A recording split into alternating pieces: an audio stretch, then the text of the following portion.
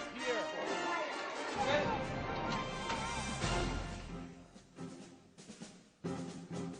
Welcome to Freedom Watch Afghanistan. I'm Tech Sergeant Gene Taylor. Another unit of Marines is being asked to stay in Afghanistan longer than originally planned. According to the Associated Press, the roughly 1,250 Marines of the 2nd Battalion, 7th Marine Regiment will be staying in theater about 30 days longer. They're now scheduled to return home in late November. The 2nd Battalion, 7th Marine Regiment is serving as trainers for Afghan National Security Forces. Military leaders have said their mission is a top priority. In addition, up to 200 other support troops could also have their tours extended to support the Marines.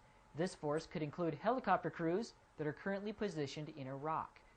The decision to extend more Marines in Operation Enduring Freedom comes about a month after defense officials extended the tours of the 24th Marine Expeditionary Unit. Well, with the advent of companies like eBay, more and more people are using auctioning to buy and sell items at unbeatable prices. Staff Sergeant Michael McCool shows us 2 airmen at Bagram Airfield who make use of a similar process professionally, saving the government millions of dollars every year. Military operations in Afghanistan require the movement of cargo. A lot of cargo. Humvees, MRAPs, vehicle parts, ammo, medical equipment, the list goes on. All of it is flown into theater, causing transportation costs to rapidly soar. The responsibility of reducing those costs at Bagram rests on 2 people, Senior Airman Lappin and Technical Sergeant Zora. They're in charge of the Theater Express program. It's a new program. It's maybe about 2.5 to 3 years old. And what we do is we utilize commercial aircraft to move military cargo.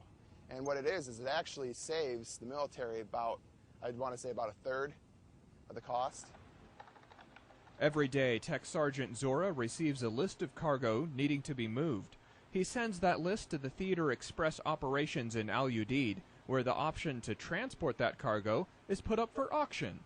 It only takes about 3 hours before one of the 6 pre-approved transportation companies wins the bid. Within 45 hours, the cargo is getting loaded onto aircraft. They're trying to get the supplies out in the quickest fashion possible and relying on a lot of the commercial channels to help alleviate the stress on our aircraft and our people. The benefits of Theater Express are abundant. Military aircraft are free to conduct missions only they can do. Civilian companies receive more business, and the government is saving tax dollars. A lot of tax dollars. Within the first half of 2008, Bagram Airfield alone has saved $65 million in transportation costs. Now that's some online auction savings. Staff Sergeant Michael McCool, Bagram Airfield, Afghanistan. Now here's a look at your photos from the field.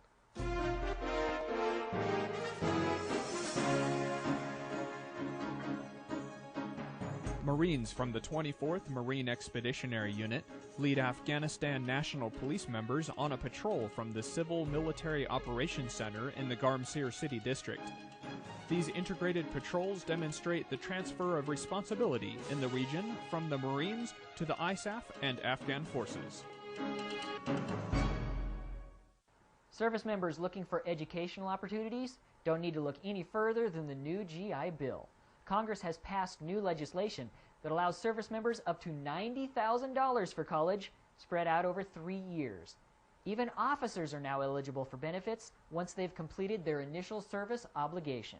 It's going to allow soldiers, sailors, Marine, airmen who previously were not eligible for the MGIB, the Montgomery GI Bill, to now gain eligibility. This will allow them also, some service members, to pass on their benefits to spouses and children. Specific details on passing on GI Bill benefits to your dependents are still being worked out by the Department of Defense, so talk with your education counselor to learn full details as they're released. You can also get details online at gibill.va.gov. And that's it for this edition of Freedom Watch Afghanistan. I'm Tech Sergeant Gene Taylor. Have a great day.